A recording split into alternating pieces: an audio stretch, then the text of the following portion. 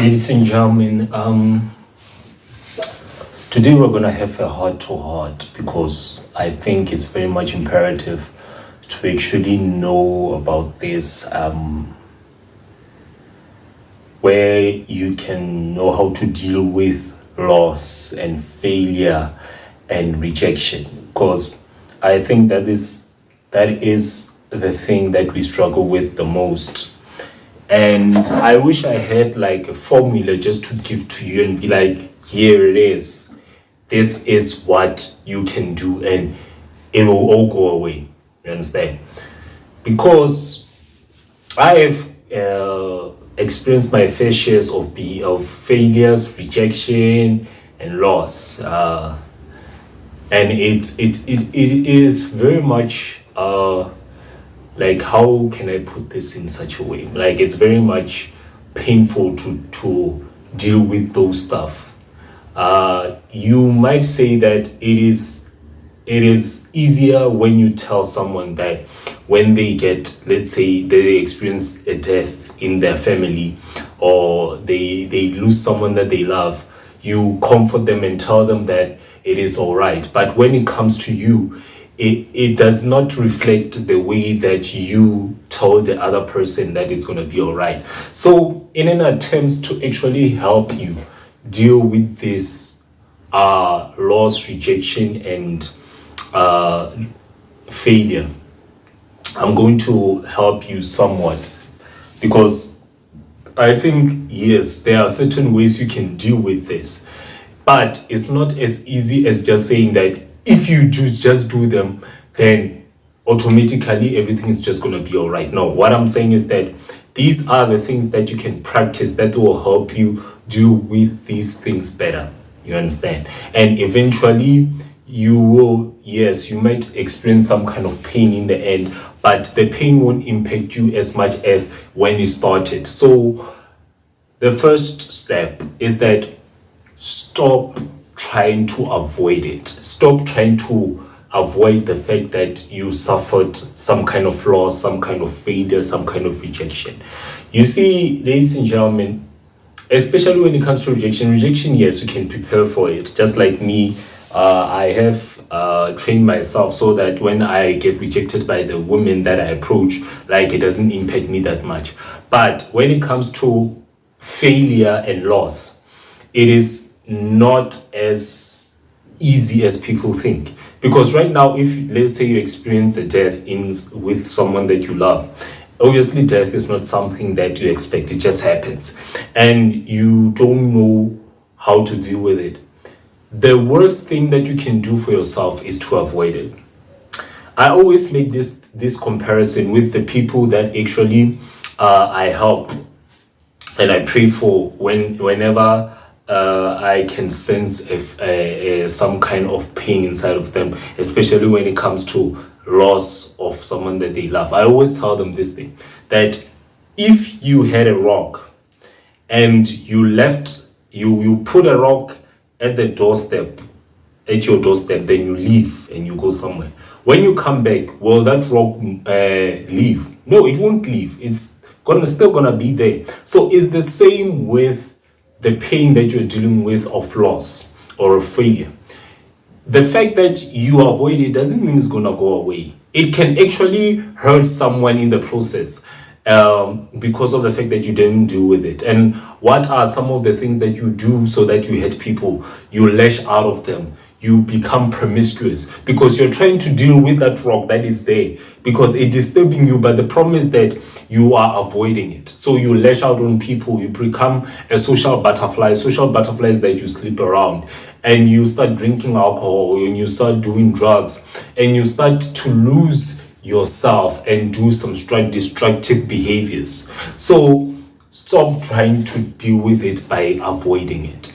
You have to deal with it in the second way, and depending on how severe it is, if it needs a professional, then you have to go to a psychologist, you have to go to a therapist, you have to go for counseling, because there are certain things that not even your family member can help you with. Traumatic experiences, there are some traumatic experiences that even if you talk to someone who is close to you, it is better to talk to someone who is neutral, just like I said, therapist, psychologist, or whatever. But you need to talk to someone, because the moment that you bottle them up inside of you, or you don't get the advice that can help you to move forward, you start to bottle them up, and you start to you're gonna self-destruct eventually. You're gonna malfunction eventually. The third thing that you need to do, or you can do, is that don't deal with them in such a way that it is not dealing with the pain directly. So alcohol is one of the biggest things that people use so that they deal with this kind of pain. They deal with it, and it does help, alcohol, but it is a temporary feeling. Even weed, it can help you forget. Even any other thing, it can help you forget, but it helps you forget for that bad period, because when you crash from the high or the intoxication, what happens? You go back to where you were before. And the fourth thing is that do not isolate yourself. This is one of the things that I had to learn of by experience, that when you isolate yourself, it is the more you get inside your head. And one thing you should realize about your mind is that it will always find the easiest route to deal with some stuff. You understand? That is the reason why people eventually kill themselves. It is because they think that it is the easiest route. And when your mind, I want to tell you something. When you let your mind be the one that drives you, it will self-destruct. It doesn't matter what you do, what you try to do. It is going to self-destruct. It is going to find the easiest way to deal with it. And once you find the easiest way to deal with it, what is going to happen? You are going to find ways to hurt yourself. That is when you become depressed. And that is when you start to do all sorts of weird things. You understand? So the sixth one, obviously, like the psychologist is going to tell you that you can do this, you can behave, you can do whatever.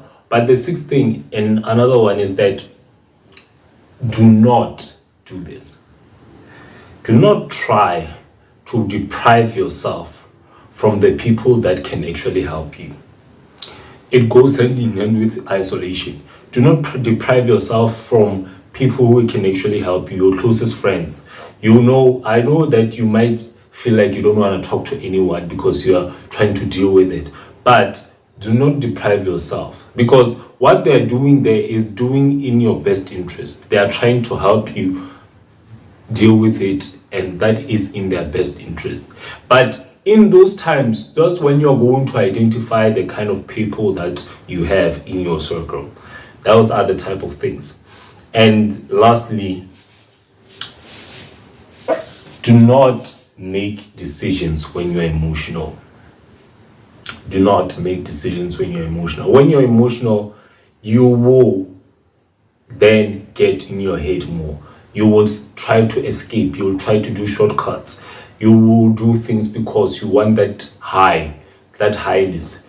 Impulsive shopping. Just like I said, being a social butterfly. Drinking. Drugs. Anything that you can think of that is destructive. That is going to happen. So I know how difficult it is going to for you to deal with this kind of stuff, but you have to know that you have to deal with it eventually. Don't try to be